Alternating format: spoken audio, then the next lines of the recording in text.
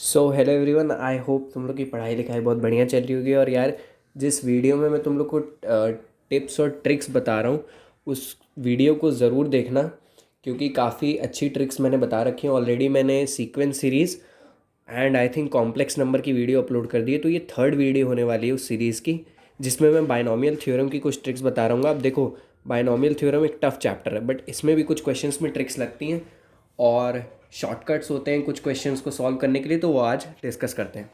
तो स्टार्ट करते हैं यार डायरेक्ट क्वेश्चन नंबर 1 से। Question number 1 basically as a question के फॉर्म में भी हो सकता है, बट एक ये सीरीज़ है जिसका सम हमें निकालना आना चाहिए। एम सी आर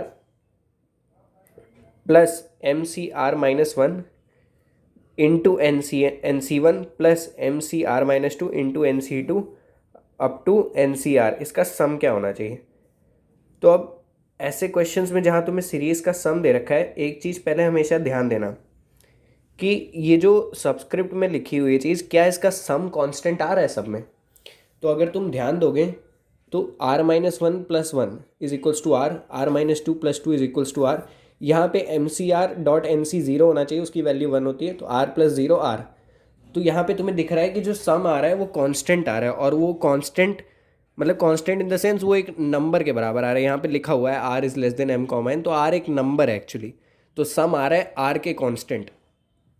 तो जब सब्सक्रिप्ट का सम आर के कांस्टेंट आ जाए, तो इसका डायरेक्ट सा आंसर ये होता है sum of two constant indices C sum of two variable arguments.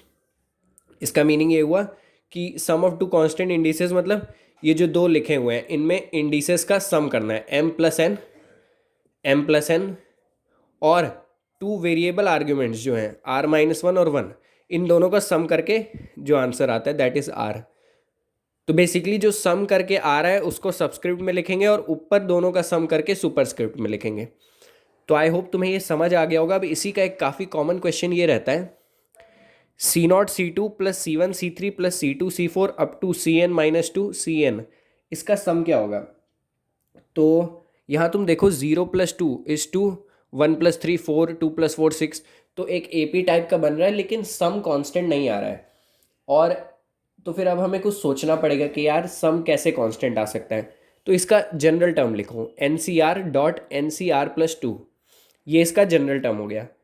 अब बायनोमियल थ्योरम में एक और बहुत इंपॉर्टेंट प्रॉपर्टी रहती है कि अगर तुम एन सी आर में आर को एन माइनस आर से रिप्लेस करते हो तो आंसर पे कोई फ़र्क नहीं पड़ता है, ठीक है, क्योंकि एन सी आर में स्टार्टिंग से चलता है, N C N minus R में पीछे से स्टार्ट हो जाती है सीरीज। तो बेसिकली उसमें कोई ज़्यादा डिफरेंस नहीं आता है। तो मैंने क्या किया, ये जो एन सी आर लिखा है इसमें आर को एन माइनस आर से रिप्लेस कर दिया, तो ये बन गया N C N minus R into N C R plus two. अब मैंने नोटिस किया कि ये जो सबस्क्रिप्ट का सम आ रहा है N minus R plus two, ये आ रहा है एन प्लस टू, और एन एक कांस्टेंट नंबर ऑलरेडी दे रखा है और टू तो है ही एक नंबर, यानी कि जो सम आ रहा है वो आर के इंडिपेंडेंट आ रहा है और आर वेरिएबल है।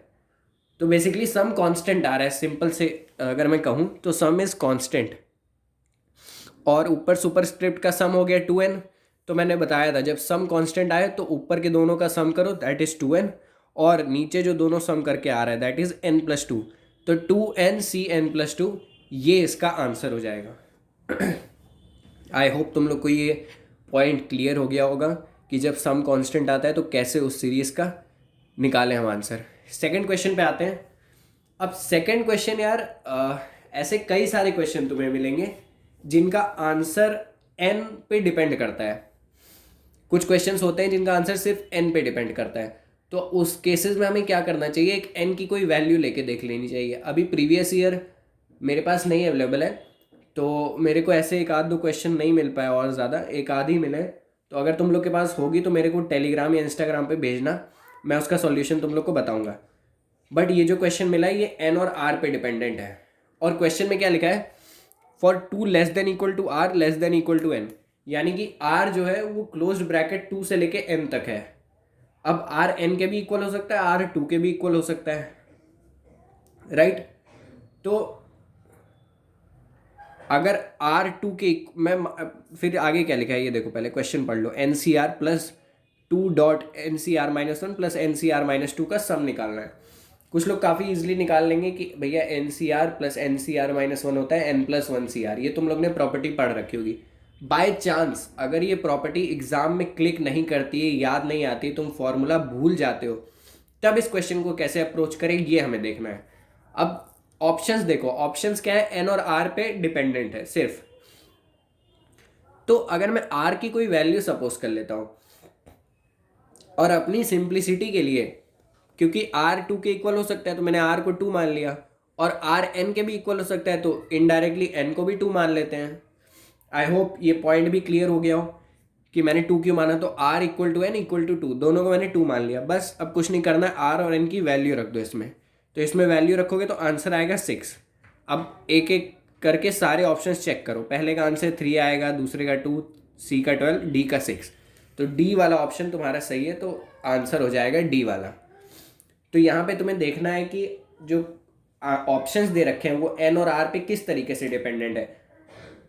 I hope you are getting my point. अगर सिर्फ एन पे डिपेंडेंट रहते हैं कुछ ऑप्शंस, तब वो क्वेश्चन और ईजी हो जाता है। आई विल ट्राई कि मैं एक आध ऐसा क्वेश्चन टेलीग्राम पे भेज दूँ तुम लोगों को। चैनल ज्वाइन कर लेना, लिंक डिस्क्रिप्शन में दे रखा है, राइट। अब आते हैं यार थर्ड क्वेश्चन की तरफ। तो थर्ड क्वेश्चन में बहुत ज़्यादा मतलब एक ही दो मेथड ही हैं इस क्वेश्चन के, बट ये एक इम्पॉर्टेंट मेथड है। ये क्वेश्चंस कुछ ही बुक्स में दे रखा होता है, और जेई में भी आई थिंक ये पूछा नहीं गया है। अगर पूछा होगा तो मेरे को बता देना।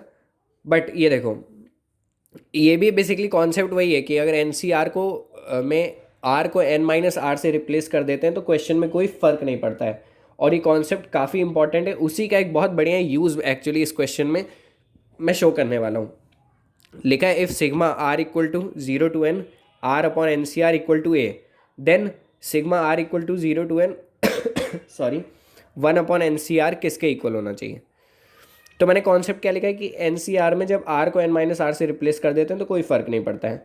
तो इसी तरीके से मैंने ये जो सिग्मा दे रखा है इसमें आर को n-r से रिप्लेस किया, n-r से सॉरी, तो आर को n-r से रिप्लेस किया, तो sigma n-r upon N C R, basically N C R और n-r इक्वल रहता है तो मैंने एन सी आर लिख दिया।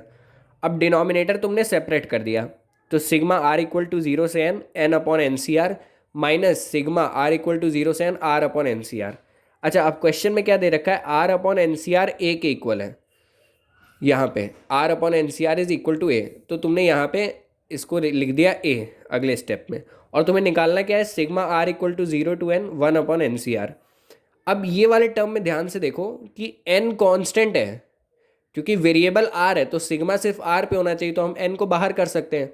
तो तुमने n को यहाँ बाहर कर लिया, sigma R equal to 0 to n 1 upon N C R, और यही जो टर्म है यही तुम्हें फाइंड आउट करना है।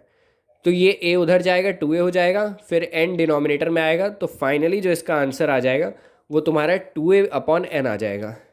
अब ये क्वेश्चन मैंने क्यों शो किया, बेसिकली ये क्वेश्चन सेंगेज में था और मेरे से ये क्वेश्चन नहीं हुआ था, आई थिंक सॉल्व्ड एग्जाम्पल्स में ही है, तो मैं ये तरीका शो करना चाह रहा था बस तुम्हारे साथ कि इस क्वेश्चन को कैसे अप्रोच करें। आई होप तुम्हें मज़ा आया होगा, and that's it, thank you.